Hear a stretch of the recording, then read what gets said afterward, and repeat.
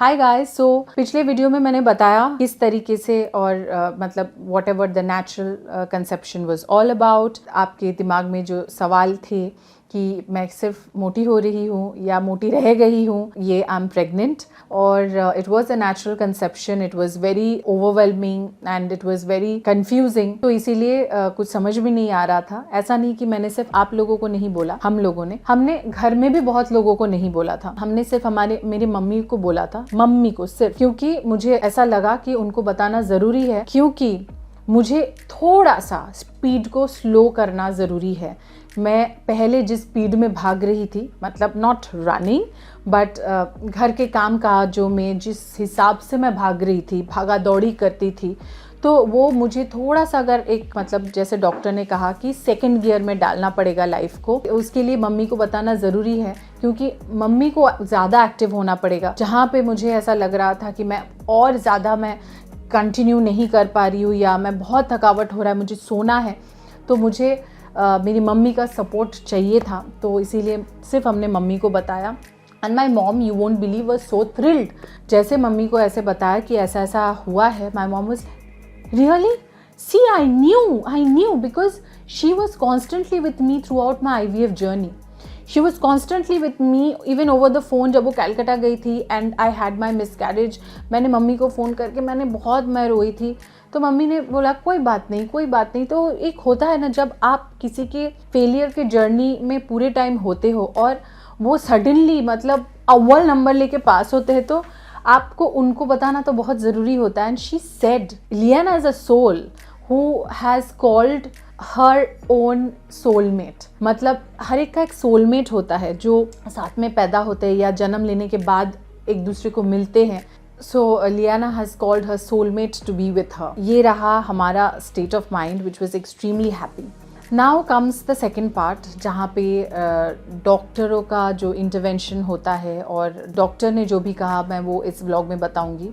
तो as usual the doctor said कि 12 week जब भी शुरू होगा उस टाइम पे we need to do a scan to find out, not only scan but also blood test. वो स्कैन है एंटी स्कैन जिसको बोलते हैं, जहाँ पे स्कैन के दौरान बच्चे का नेक के पास का जो मोटाई है उसको मेजर किया जाता है और उसके साथ ये प्रेडिक्ट किया जाता है या कैलकुलेट किया जाता है if the baby has any chromosomal defect like down syndromes और एडवर्ड सिंड्रोम्स और थिंग्स लाइक दैट। डॉक्टर ने ऐसे ही मुझे कहा कि usually when the woman is above 37, सो उसके जो एग होता है वो काफ़ी ज़्यादा मेच्योर होता है और वट एवर इट इज़, तो ये सारी जो क्रोमोसोमल डिफेक्ट्स है वो होने के चांसेस ज़्यादा होते हैं। We are not gonna think much till the time that we do those scans। I was obviously little nervous, मतलब मुझे बहुत वेट करना पड़ा कि 12 वीक होगा और हम लोग वो स्कैन करेंगे और फिर पता चलेगा।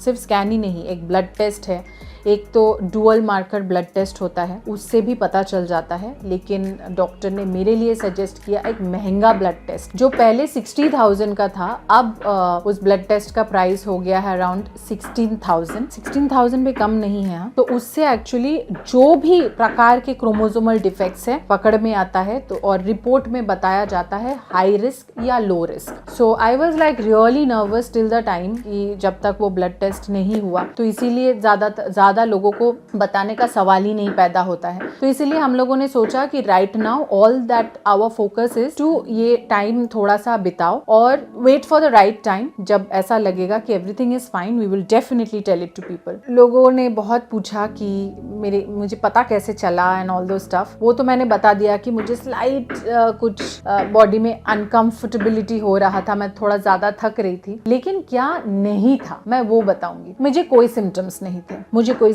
गंदी बदबू नहीं आ रही थी, बास नहीं आ रहा था, मैं मच्छी भी खा पा रही थी, मुझे नोजिया नहीं हो रहा था, जो उल्टी वाली फीलिंग होती है वो नहीं हो रहा था, मुझे कोई कॉन्स्टिपेशन नहीं हो रहा था, मुझे चक्कर नहीं आ रहे थे, मुझे कोई क्रेविंग भी नहीं हो रहा था कि कुछ खाऊं चटर पटर, ये भी कुछ मन नहीं कर रहा था। All in all I had zero symptoms। So how can anybody understand that whether that person is pregnant or not? क्योंकि मुझे तो मतलब कोई सुपर नेचुरल पावर नहीं है कि मैं समझूं कि हाँ अब मैं प्रेग्नेंट हूँ, मुझे पता चल गया।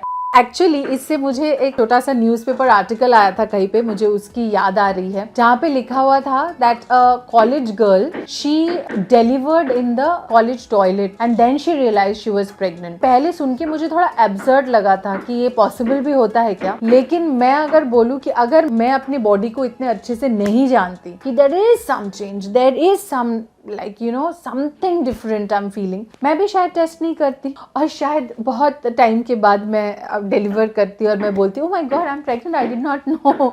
सो ऐसा मुझे ऐसा लग रहा है कि ऐसा ही हुआ होगा उसके साथ। नाउ कमिंग टू इट, जैसे मैंने कहा कि if a lady is lactating या फिर अगर ब्रेस्ट फीड कर रही है, वो दोबारा इमीडिएटली कंसीव नहीं करती है। Just because I did not breast feed a lot, I hardly breast fed because I hardly had milk, इसीलिए आप लोगों को सबको पता है कि I am doing top feed या फॉर्मूला फीडिंग लियाना। बहुत लोगों ने पूछा कि क्यों क्यों क्यों क्यों क्यों। Of course if I am not capable I will take resort. ऐसा तो नहीं कि बच्चे को दूध ही नहीं पिलाऊंगी, खुद की ईगो में बैठी रहूंगी, नहीं यार मेरा बच्चा मेरा ही दूध पिएगा नहीं तो नहीं पिएगा, ऐसा तो नहीं ना। So I immediately look for the second best option. और उस टाइम पे मैं उसको जो भी फॉर्मूला फीड करा रही थी from a very beginning, so that may be one of the reason why my body was immediately ready for the next. I was bleeding all throughout, so मुझे बिल्कुल भी समझ में नहीं आ रहा था कि मैं प्रेग्नेंट हूँ, क्योंकि ब्लीडिंग तो हो ही रही है, but that slight change in the body जो मुझे फील हो रहा था, bleeding in the sense I was bleeding थोड़ा थोड़ा थोड़ा। तो ऑब्वियसली जब मेरा प्रेगनेंसी कंफर्म भी हुआ और हार्ट बीट भी कंफर्म हुआ, तब मुझे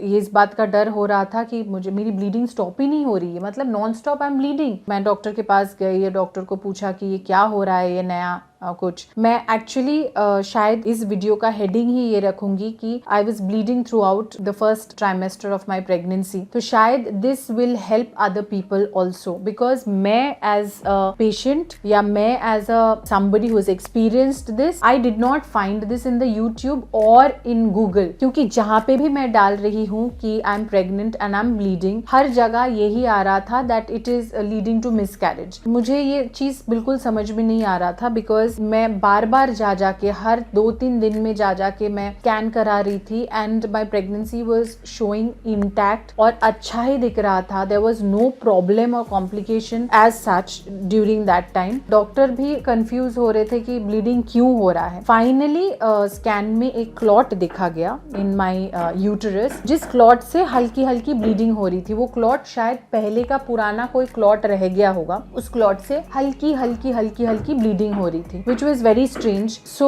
I will say that it is normal और मेरे साथ हुआ है। Obviously बहुत टेंशन में थी, मुझे समझ में नहीं आ रहा था क्या हो रहा है मेरे साथ, because there was no benchmark to take an example from.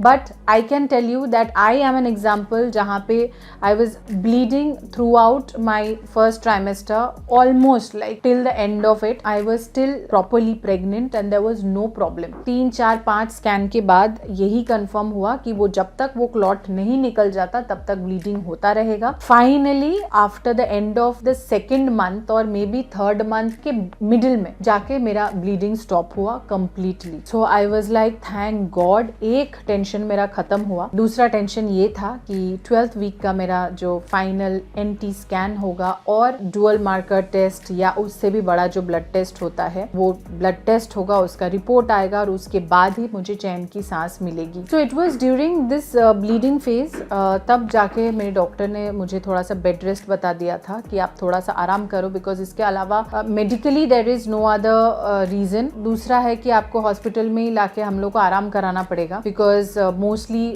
औरतों के घर पे सपोर्ट नहीं होता है, तो उनको घर का सारा काम करना होता है, तो इसीलिए उन औरतों को हम लोग हॉस्पिटल में एडमिट करा देते हैं। I said that no, in my house it is nothing like it, I have house help, I have my mom. और उस टाइम पे तो घर पे बहुत सारे रिलेटिव्स थे, तो इसीलिए मैंने बोला नहीं, मैं घर पे ही रहूंगी और मैं प्रॉमिस करती हूँ कि मैं थोड़ा आराम करूंगी। तो इसलिए शायद बीच में थोड़ा सा मेरा वीडियो बनाने का वो कम हो गया था, मैं थोड़ी नर्वस थी, मैं पता नहीं क्या हो रहा था। One thing here also before while I and the video I will say that एक चीज जो मैं एक दिन घर पे आई और मतलब स्कैन से मैं घर पे आई और मैं बहुत नर्वस थी, मैं सोच रही थी कि क्या हो रहा है मेरे साथ, इतना खुशी भी हो रही है लेकिन मैं खुश हो नहीं पा रही हूँ क्योंकि हर एक चीज के पीछे एक प्रॉब्लम अटका हुआ है ऐसे पूंछ जैसे, तो मैं क्या करूँ। Suddenly I realised that this baby has come with a miracle, और डॉक्टर भी बार बार बोल रहे इट्स अ मिरेकल। मैं मानती हूँ इट्स अ मिरेकल बिकॉज मेरे बॉडी के कंडीशंस, मेरे बॉडी के सारे प्रॉब्लम्स मुझसे बेहतर तो कोई नहीं जानता। इसके बावजूद when a miracle has happened,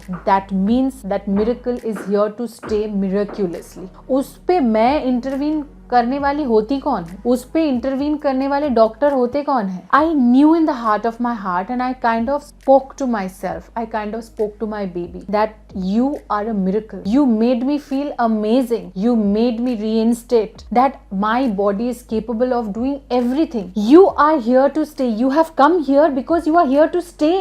नहीं तो क्यों आते? आए हो क्योंकि तुमको रहना है, तो तुम बिल्कुल फिक्र मत करो, कुछ नहीं होगा and fight for yourself and heal yourself. Trust me. उसके ठीक 3 से 4 दिन के बाद मेरी ब्लीडिंग धीरे धीरे एक्चुअली बंद हो गई। आई फील कि जब जो चीज़ हो रहा है, जो आपको लग रहा है कि आपके कंट्रोल में नहीं है सिचुएशन, और आप ट्राई करें लेकिन आप कुछ कर नहीं सकते इस सिचुएशन में, ना डॉक्टर कुछ कर सकता है, उस टाइम पे वो ऑलमाइटी को बोलिए, वही ठीक कर देंगे, क्योंकि उनसे अच्छा कोई नहीं, क्योंकि उन्होंने किया है तो ठीक करने वाले वही है और उस सिचुएशन से निकालने वाले भी वही है। So with this thing I'll end this video here, also telling that 12th week came and I did my NT scan and the report came 3.8 mm which was amazing, मतलब बहुत ही अच्छा है। और प्लस जो बड़ा ब्लड टेस्ट था which was the expensive blood test, और उसका भी रिपोर्ट आया 11 दिन के बाद, उसका भी report was low risk. I thanked God enough and more because at this moment I'm only thankful, I'm only grateful. So with a grateful note, I am being grateful to you guys also giving me so much of support and love, and I'll end this video. I'll come back with another video very soon. I love you guys.